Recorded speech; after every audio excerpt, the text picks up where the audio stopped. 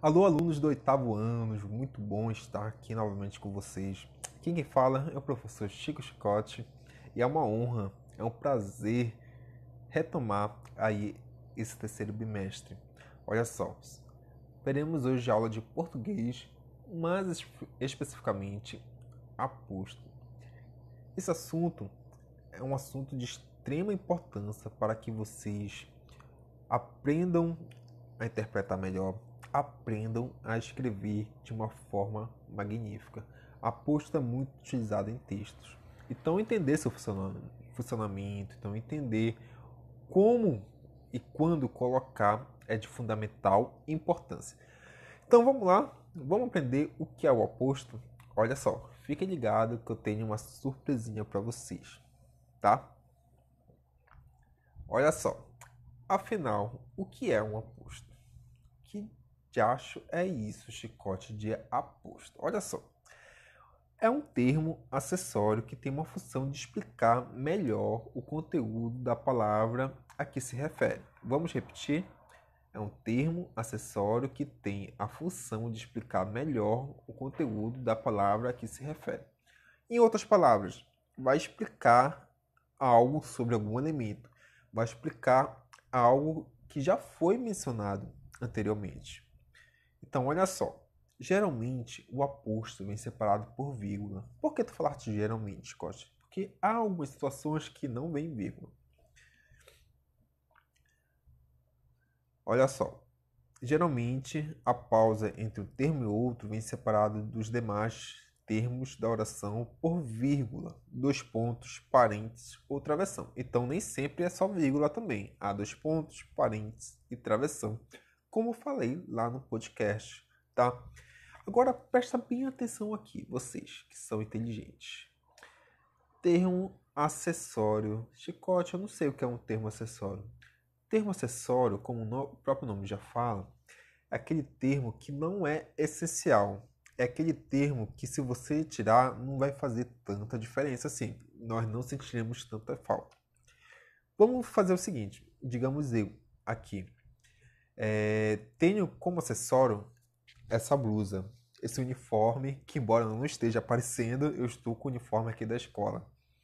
Então, olha só, essa blusa é um acessório meu.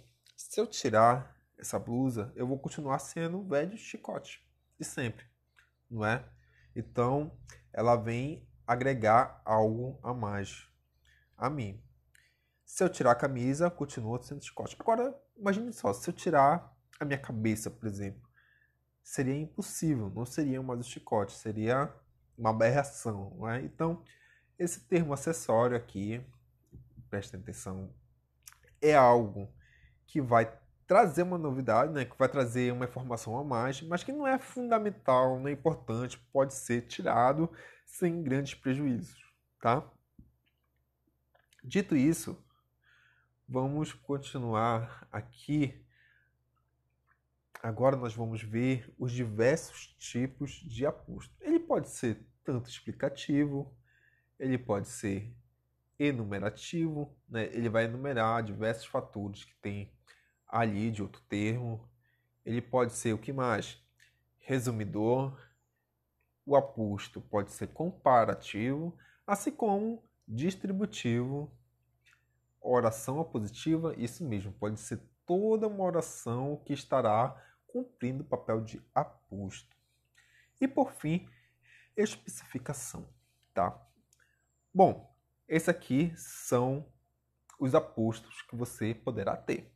Eu vou explicar um a um para ficar tudo bem tranquilo, tudo bem de fácil entendimento para vocês. Mas antes de dar prosseguimento, é importantíssimo, é fundamental que você pegue seu livro, abra-o na página 108, que nós faremos aí algumas coisinhas nele. Vamos utilizá-lo, tá bom? Se você ainda não pegou, aperte pause, pegue lá que vamos precisar, tá bom? Já pegou o livro? Então, 108 tem análise linguística. Aposto.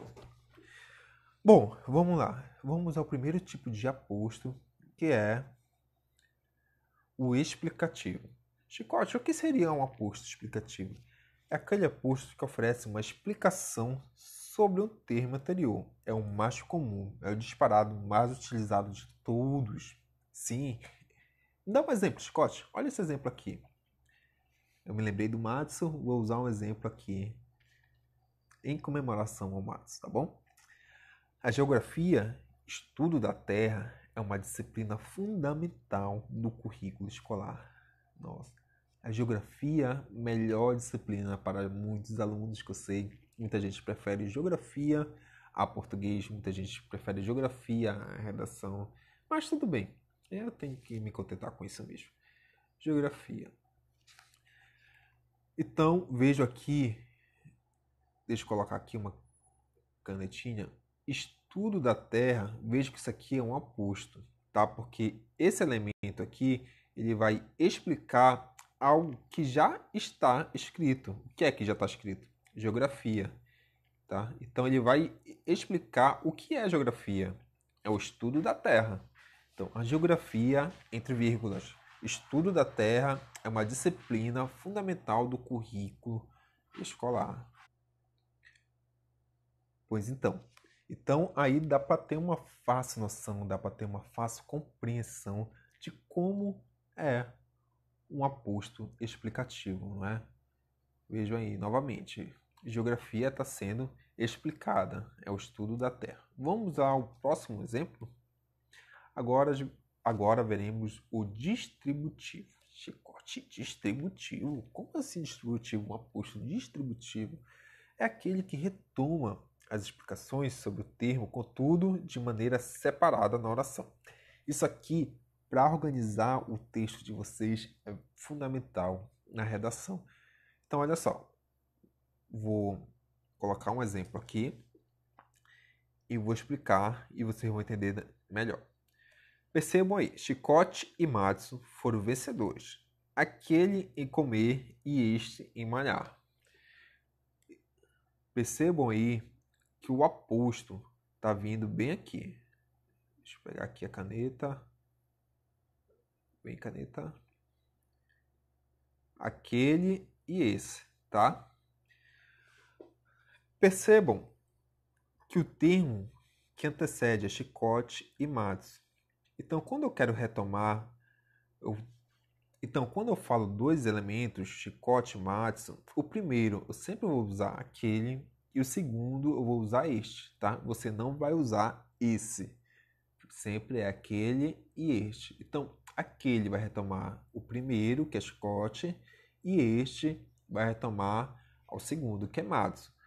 Você pode trocar também. Por exemplo, se o Matsu viesse primeiro, Chicote segundo, poderia ser, né? Aquele, o Matsu, sempre come e este, o Chicote, sempre malha. Então, o primeiro, aquele, e o segundo, este. Então, ele vai distribuir, tá?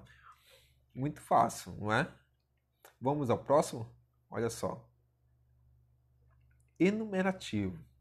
Enumerativo também é de fácil compreensão. Ele vai enumerar as explicações sobre o termo, né? Sendo separado por vírgulas também. Um exemplo. O programa de hoje, nessa quarentena, é cama, pizza e filme. Eu tô quase para espocar de gordo, porque realmente o meu programa de todo santo dia é comer, dormir e fazer aula. Então, olha só. Cama, pizza e filme. Então, percebo aí que ele vai enumerar qual é esse programa, não é? Então, o programa é cama, pizza e filme. Ele vai enumerando aí um elemento que já foi mencionado antes, que é o programa semanal para engordar a gente. Muito fácil esse aqui. Percebo, nesse caso, que a separação ocorre principalmente por dois pontos. E a vírgula aqui utilizada é para enumerar mesmo, que a vírgula tem essa função. Vamos ao próximo, que é o comparativo. Comparativo, né, vai comparar a algo. Por exemplo, aqui, é muito óbvio, né? Se é comparativo, vai comparar. Mas olha aí, seus olhos, quando você tá lá com seu crush, com sua namoradinha, você vai falar, seus olhos, janela da alma, dizem muito sobre você. Então, olha aqui, seus olhos são como janelas da alma. Então, perceba que há duas vírgulas aqui, não precisa falar são como. Então, seus olhos, janelas das almas dizem muito sobre você. Então está comparando os olhos às janelas da alma, ao eu interior, não é? Muito bacana isso aqui, é muito usado aí pelos poetas.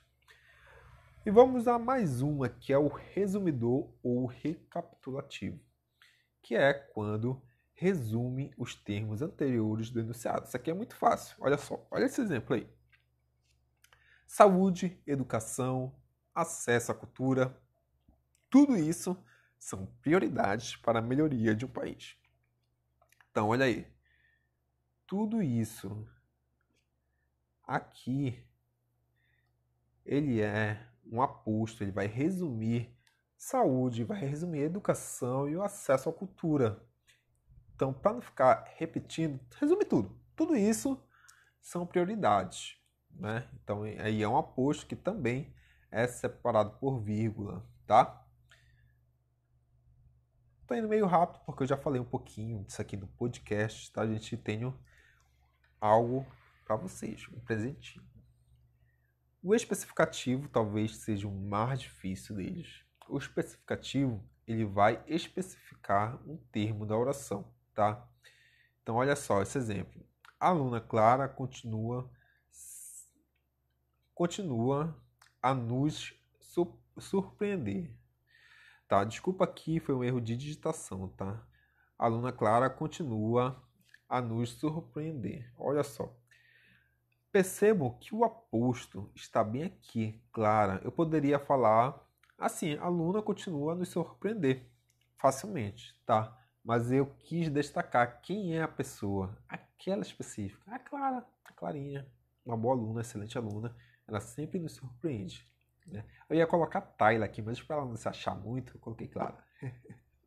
Tá, olha só, a aluna Clara continua a nos surpreender. Mas, Chicote, tu falou que o aposto sempre vem separado por vírgula. Pois é.